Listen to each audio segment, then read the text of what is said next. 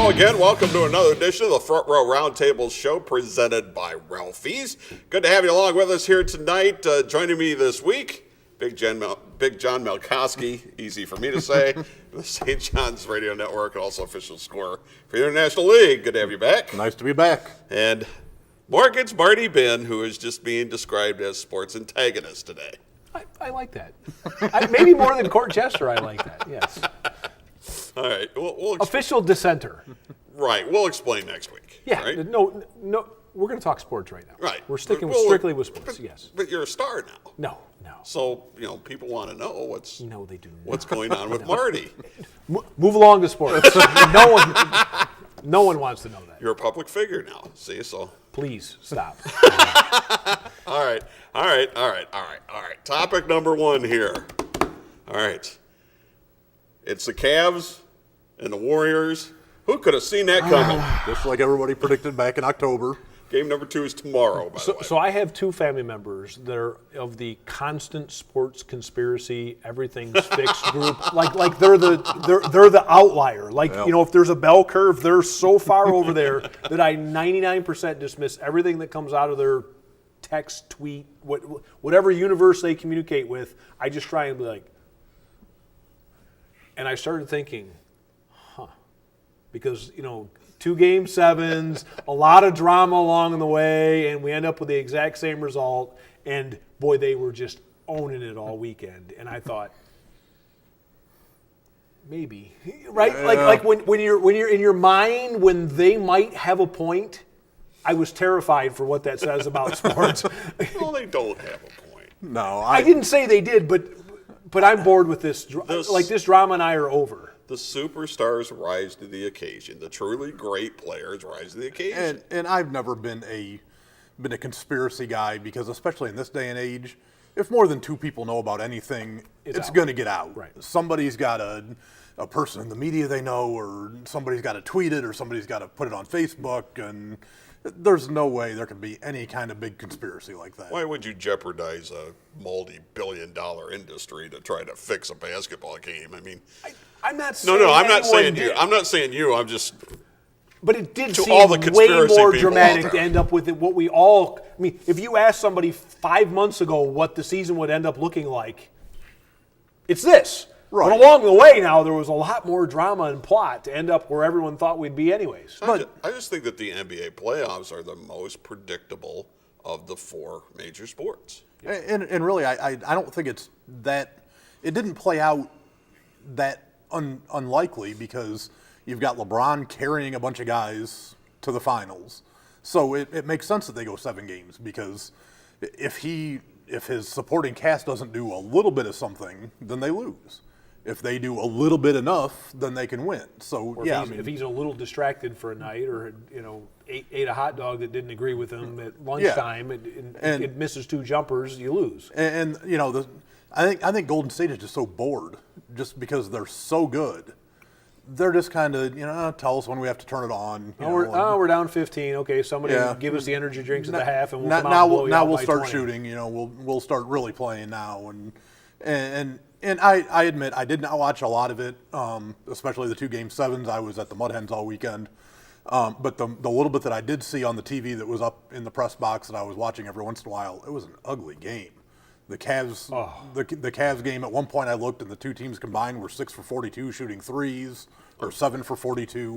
I think getting both into Game something I wanna talk 7s in their own way were ugly. It's just the Western Conference was more efficient in spurts. But overall, it was also, because I actually watched both of them. I thought they were both ugly games. First of all, though, why is it ugly? It's ugly because both teams are playing defense. That's why it's ugly. And to your point about stars, both teams overplayed, in my opinion, the stars and starters because they were worried about what the bench might match up poorly against somebody else. And so guys are out there on tired legs, shooting the ball poorly as the game wears on. And as the game wore on, the guys who weren't as conditioned shot even worse and worse and worse, and it was kind of a death spiral. Houston has a very short bench, so they're playing a lot of guys a lot of minutes, especially with Chris Paul out. But I still don't think that in defense, you can't go 0 for 27 shooting 3-pointers in the middle of a game. I'm not sure. I'm not sure you can get a 12-year-old team to go for 27. I mean, I don't care what kind of defense you're playing. Oh, John could tell you. Yes, you Well, yeah, I've watched. I've watched my share, and Okay. But that gets back to a different point of why 12-year-olds are shooting 3-pointers. That's Well, I don't Steph Curry. understand. If you can't hit 3-pointers, why are you not taking to the ball of the basket? That drives me insane. I that's sit there the and game watch the anymore. games now, and it's it's like it's 3-point shooting contest. Well, because at some point in time when you're missing that many, the way they run their ISO, you're not going to go out and challenge the three. You're just going to say, okay, well, we'll let you shoot that, and you're going to make sure the penetration's not there, because all it is ISO with 3 other guys standing around, and we'll see what happens. I mean, see, NBA, you got guys that can take it to the basket. but a You lot can of find it. a way to take it to the basket. But a lot of it is a math problem anymore. If you can You ever shoot, hear of the pick and roll?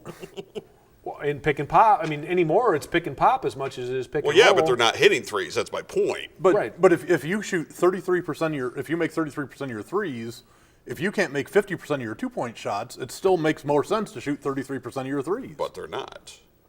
They weren't. but you figure they couldn't. can't- You guys They made fun of will. me a couple months ago Could- for using the word about doing something with threes that I won't say tonight because I got mocked for Throw that the one. ball into the ocean standing on the beach. It's old as basketball is. If you're not hitting the outside shot, you take the ball to the basket. And when you haven't played that way all year, suddenly flipping a switch on is difficult. Which is why they lost. And honestly, it's why someone like LeBron is such a nightmare, because when he can't hit from out there, he will put it on his shoulder and take it in and draw a foul or throw some weird thing off the glass that all of us are like, how'd that go in? And make a shot that other people don't. And that's why he survives. And that's if you're Navy and you're running the option in football, you can't automatically say, well, the run's not working, let's start throwing the ball. Yeah, we're down 2 scores. That's not let's your game. Chuck the rock around. So That's why they're Army and Navy. But if your game as Houston is to shoot 3-pointers, and Georgia Tech, and I mean they're not the only one that runs that offense. No, but I'm just saying, if that's what you do as a team, you can't just automatically say, well, that's not working, let's do something else. Yeah, what happens But when if that's- Wisconsin gets down 3 But scores? if that's all you can do as a team, you're going to get beat eventually, and yeah. that's what happened. I don't ever want to hear anybody talk about how LeBron's not one of the great players of all time. And I don't understand why that argument exists. Well, part of it is because we have so many stupid talk shows and argument shows on TV that very few people watch from the numbers that I've seen. But Correct, because any 3 idiots can get in front of the camera and talk about it as we're living proof standing here. But a lot of them get paid a lot more money than we do. I think I just got called an idiot. it was an inclusive On the idiocy. air. It Usually was it's an just off the air it and was social an media. inclusive idiocy. But I'm with you. What I watch, if he's not one of the 2 or 3 greatest players I've ever seen in my lifetime, I mean, I can't talk about what Oscar Robertson played like, because I wasn't watching TV then, and some of the, I mean, I never saw Wilt Chamberlain play live or Bill Russell, but in my lifetime, it's he and Jordan and nothing else. How many of those great players could make the defensive plays that he made in that game? Well, Jordan was all defensive too. I mean, Jordan, when he different wanted players, to play obviously. defense, was a pretty remarkable defensive player, especially out at the perimeter line, Right. because he made a lot of steals and he made Right. a lot of matchup problems. But he couldn't guard a big. No. LeBron can. Well, LeBron's a freak. I mean, That's what I'm saying. The guy he's listed at 6'8", probably realistically closer to 6'10", 270 pounds of just muscle. Was Jordan better at doing what he did than LeBron is doing what Jordan did? Yeah, but LeBron can do some things that Jordan can't.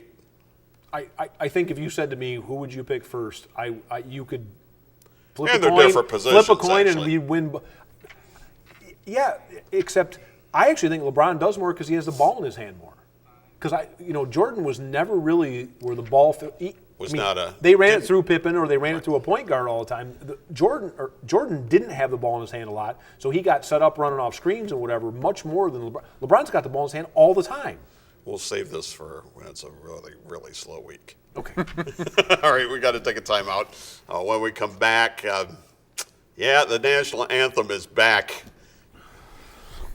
in the discussion. We've been avoiding it. How can they get this wrong again? Can't avoid it forever. Hold that thought. We'll be right back. Front Row Roundtable Show presented by Ralphie's. Bring yourself to Ralphie's. Yeah, it's that good. It's that good no matter what your taste. It's that good. Come early, stay late. Burgers and beer, a shot of cheer. Great food and fun. It's that good here. Bring yourself to Ralphie's. Yeah, it's that good. Save more at the Monroe Dodge Chrysler Jeep Ram Superstore when you drive home one of 4 amazing new models for only $178 a month. Drive home in a 2018 Dodge Charger GT all-wheel drive, 2018 Jeep Compass Limited, the all-new 2019 Jeep Cherokee Limited, or the all-new 2018 Jeep Wrangler Limited Sport 4-wheel drive 4-door. Call the Low Payment Kings toll-free at 1-888-4DODGE-1 or check out hundreds of cars, trucks, vans, and SUVs at monroesuperstore.com. Red Wing Shoes, a quality built to last, just like the legacy of service at your Red Wing Shoes dealer, North Reynolds at Bancroft in Toledo. Family owned and operated since 1982. 4 generations building a legacy of quality and service for years to come. Our sales staff has over 95 years selling and servicing Red Wing shoe products, and we have the largest selection of Red Wing shoes in Northwest Ohio. Irish Setter, Works, and our USA-made heritage shoes. In stock, no waiting. Red Wing Shoes, North Reynolds at Bancroft, where service, quality, and fit come first. Powerbomb Wrestling is on the road with 2 upcoming live events. PBW returns to Findlay on Sunday, June the 3rd at the All-American Rock House. It's a double main event featuring Ben Boone and Pedo the Killer Clown for the heavyweight title and Nate Manson and Sean Casey for the cruiserweight title. Powerbomb Wrestling returns to Toledo on Sunday, June the 10th at St. Clements Hall. See Dr. Jerry Graham's new acquisition teaming with Pedo the Killer Clown against Ben Boone and Brandon Day. Get your Findlay and Toledo discount advance tickets anytime at pbwexcitement.com.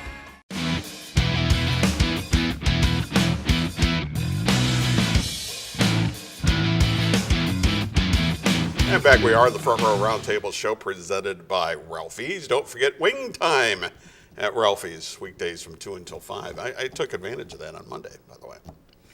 10-count wings, half price. Nice. Watching the baseball games. That was good stuff.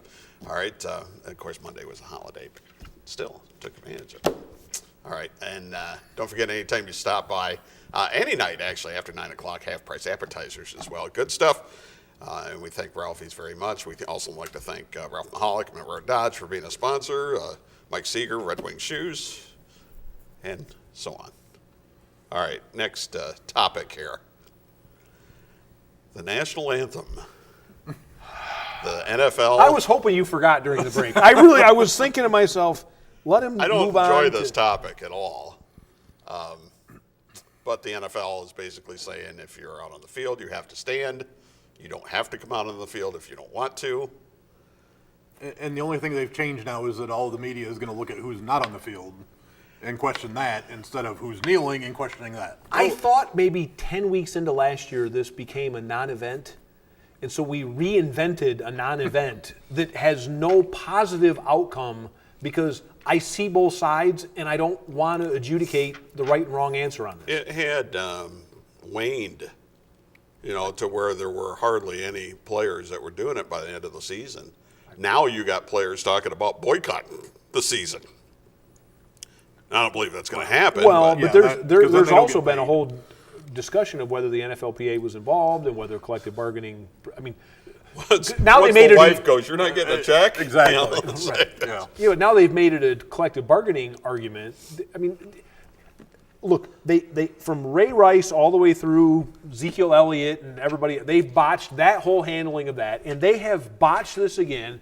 And Roger Goodell still has a job, which you'll have to explain to me someday how that many billionaires think he's doing a great job. Making $45 million a year. Apparently we're not in the right socioeconomic circle to understand why what they just did was a good decision. I've never to me, been in the right. but I'm saying, how is this? I mean, they could have just done nothing, and it would have been better than what they just did.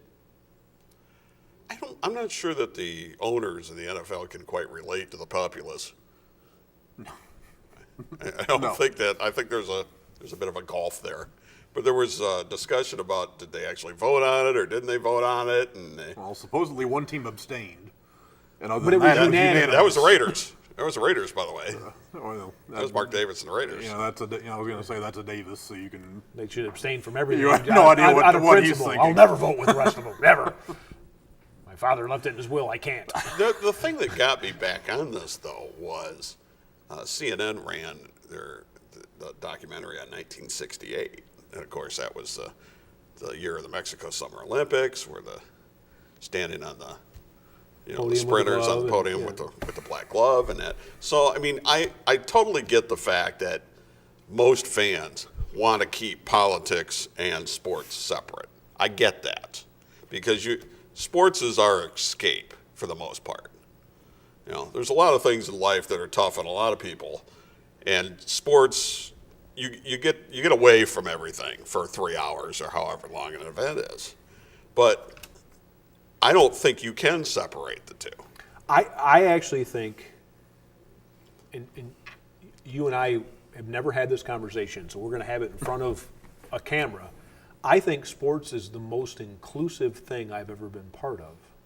And young people of every race, creed, color. When you get in a locker room at a football game, and this is the part we It wasn't haven't always that way, but yeah, but it is now. I think it's to the point where you learn about people that are very different than you from every kind of part of life, and you come together as a group. And I think sports, more than being apolitical, I think it might be the most unifying political thing we have left because politics is so divisive anymore. I think it's, at the end of the day, you either can tackle or you can throw it, right? I think it separates all that, and you're either a great teammate and a great player or not, and I don't think it matters anymore. Well, and baseball is totally, going even farther because you have people from all over the world who are in that locker room. May not speak your language, but you get along with them. You have to, be on the same team with them. Yeah, it is inclusive, but I think fans don't look at it like that. The fans want to, like Norm said, try to escape, or I don't know if escape is the right word, but you don't want to think about everything else, war and everything else that's going on when you're at the football game. But I sat at the Mud Hens yesterday, on Monday for Memorial Day. Had this nice service, had the bagpipes, played taps. There were still people milling around, drinking their beers, eating a hot dog. And I always wonder when I see that, how many of these people are the ones who think that the NFL players who are kneeling are wrong and who are unpatriotic, or to make it even closer to home, the walleye, and hit somebody in the middle of the anthem. If the players are wrong and are disrespecting the troops and the flag for kneeling, what is yelling in the middle of the national anthem? So I go back to what I was saying. So to me, sports isn't an escape. It might be an opportunity to see what we could be if we just quit acting the way we are. Because listen, St. Francis, St. John's are two unique stirring pots of whatever. Bitter rivals. But bitter rivals, but I would say, I think most people would not think of them as diverse as they really are when you get into there. And both of our sons and both of our experience has been friends that nothing matters, and yet there is an element where people are treated differently within the rest of society that doesn't exist. The kids don't think that way. Right. But people get treated differently. And that's where I have a hard time with this is I understand it's not political, I understand we want to escape, but sometimes I look at that and think that's what we should be like. We should be like where everyone plays their best to be part of something bigger than we all are in our own little micro. I'm sorry. I'm running out of time here in this segment. I want to get one more point in. We didn't always play the national anthem before every sporting event. Football players 10 years ago didn't come out for the national anthem. They didn't come out till right before kickoff. The national anthem was played with only cheerleaders on the field 10 or 12 years ago. I don't know how that got interwoven in the first place. My guess it was back in the 50s. Wasn't it like that. the military paid the NFL to do all this? Something after Well, 9/11 and whatever. yeah, Yes. that is happening. And, Yeah. and the point I just made on Twitter, I think, was that, yeah, we would want everybody to feel patriotic, but if you're forcing somebody to stand, that's not really being patriotic. Nothing That's is more being un-American told- than telling somebody what to do. told what to do, yeah. All right. Welcome to North Korea. Yeah, take another timeout. And when we come back, is the window to win a World Series in Cleveland closing? Wow, you've done this twice heading into the break. Coming back on the Front Row Roundtable show presented by Ralphie's. Bring yourself to Ralphie's. Yeah, it's that good. It's that good no matter what your taste. It's that good. Come early, stay late. Burgers and beer. A shot of cheer. Great food and fun. It's that good here. Bring yourself to Ralphie's. Yeah, it's that good. Save more at the Monroe Dodge Chrysler Jeep Ram Superstore when you drive home one of 4 amazing new models for only $178 a month. Drive home in a 2018 Dodge Charger GT all-wheel drive, 2018 Jeep Compass Limited, the all-new 2019 Jeep Cherokee Limited, or the all-new 2018 Jeep Wrangler Limited Sport 4-wheel drive 4-door. Call the Low Payment Kings toll-free at 1-888-4DODGE-1 or check out hundreds of cars, trucks, vans, and SUVs at monroesuperstore.com. Power Bomb Wrestling is on the road with 2 upcoming live events. PBW returns to Findlay on Sunday, June the 3rd at the All-American Rock House. It's a double main event featuring Ben Boone and Pedo the Killer Clown for the heavyweight title and Nate Manson and Sean Casey for the cruiserweight title. Power Bomb Wrestling returns to Toledo on Sunday, June the 10th at St. Clements Hall. See Dr. Jerry Graham's new acquisition teaming with Pedo the Killer Clown against Ben Boone and Brandon Day.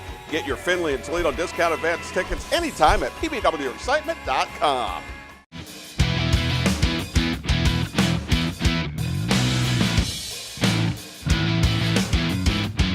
All right, we had a whole different show during the break. Back here on the We do most breaks. For our roundtable show presented by Ralphie's. During the break, I'm always going, wait till we start up again. hold that thought. Wait again. All right. As we taped this, I saw a stat: the Cleveland Indians bullpen was 4-12 with a 6.06 ERA, which was the worst bullpen ERA in baseball. Well, anybody who saw them They must have signed a bunch of former Tiger bullpen pitchers. Anybody who saw them last weekend give up 11 in the last 2 innings. To Yeah, lose four, that game. 4 in the 8th and 7 in the 9th. Before you go on Well, I was going to stat a 3-minute rant. No, So this was a stat one that says 80% of the teams who were leading at Memorial Day made the playoffs last year, or maybe 90, and they are in first. and now steering it back toward the topic. Okay, sorry. I'm not saying they're not going to make the playoffs. A World Series window is a totally different thing. Here's why I say this, not because of how necessarily they are pitching currently, but you lost Shaw out of the pen in the offseason. He was the guy that was the 7th inning guy, multiple inning type of guy. Even though Indians fans hated him. They haven't been able to find a replacement for him. Andrew Miller, as we speak, is on the disabled list with a bad knee, a sore knee. He is also a free agent at the end of the year. Also a free agent at the end of the year, your closer. Cody Allen. He's a free agent at the end of the year. You could lose them both. Cleveland's not been known to spend a ton of money to re-up guys. I'm just saying. I mean, I'm not ragging on them or anything. They paid a lot of money to guys like Encarnacion. But, you also have Kluber, who's 32 at the moment, going to be 33 next year. And that's not to say that he can't have a couple of more good years, but you're starting to enter that territory where if you're not Justin Verlander or you're not Roger Clemens. you don't have a doctor down in the Dominican Republic writing your prescriptions. No, And I'm was his the wife. guy that says things that gets in trouble. It was his wife that was taking him. Yes. Well, it was a Robinson jab. Yeah, but there's so many possibilities for that jab. So it's the window closing. I mean, is this it? Do they have to now? They got to pull together so much. I said, if you go back to the baseball preview show that we did here, If Salazar's hurt, you don't know if he's coming back in a month or two. I said that exact same thing. I said their window closed to win the AL championship. Last year was the last legitimate Right. chance. I said this year I think that window's closing. That starting pitching, I know they've been good, but I'm still not a fan of Bauer. He's too inconsistent. I mean, Sanchez is on and off the disabled list. Carrasco, I'm not a huge fan of, even though he's been successful. Kluber's getting older. The bullpen can't get anybody out. I don't see. I mean, yeah, they're going to make the playoffs probably because nobody else in that division's any good either. There's so much demand for bullpen guys now that it's going to be. I'm just saying that it's going to be difficult for them to reconstruct that bullpen, and that's what they're going to have to do. They may have to totally reconstruct that bullpen from bottom up in the offseason. Well, I mean, look what it took them to get Andrew Miller in the first place. I mean, they gave up a haul to get Miller, and if you have to do that again to try to get another bullpen piece. And if you don't have a good bullpen nowadays, you're going to be in trouble. You're going to have a hard time Well, look who they're chasing. closing out games The against three teams that are teams really they're good. chasing to have a legitimate shot at winning the AL have pocketbooks that are crazy deep. Red Sox, Yankees, and the Astros. Right, are crazy deep. And they have really good young bullpens. and they have young talent that's under non-max deals that's going to allow them to spend money to outbid you, if for no other reason to keep you from getting the pieces to fill the puzzle. I mean, some of that, I think sometimes signings are preventative maintenance. Like, well, I don't really want to pay him that much, but it beats the alternative, which is letting one of my competitors get him. So I'll give him a little more than he's probably worth because I have some extra cash in the vault. And those three teams have piles of cash in the vault. One thing I noticed watching them too this year, they're fine if they're playing the AL Central, which is, by the way, is the weakest division in baseball statistically. But when you see them play the Astros and teams that are very good, you start to see the difference in the level of talent. Yeah, it's and the Astros. I mean, that lineup is so deep. You can't just pitch around guys to get two other people. In the rest with the rest of the AL Central teams, you can kind of pick your spots and I'm not going to let Miguel Cabrera beat me. I'm not going to let Jose Abreu beat me. I'll pitch to other guys. You can't do that when you get to these big teams. When you play the Yankees, when you play the Astros, there's no holes there. You have to be able to go 1 through 9 and get guys out. You're probably going to have those three teams that we mentioned. You're probably going to have to beat two of them to just get to the World Series. Which again is why I think that window is.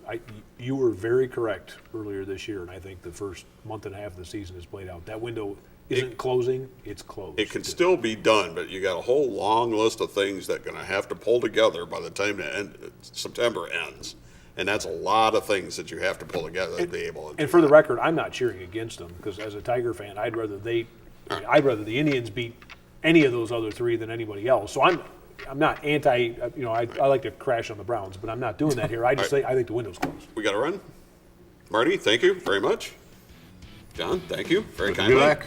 All right, Powerbomb Wrestling 2 a.m. Don't forget, DVR it if you can't. You can catch it on Fight.tv or, hey, I got a YouTube channel now. They're all there.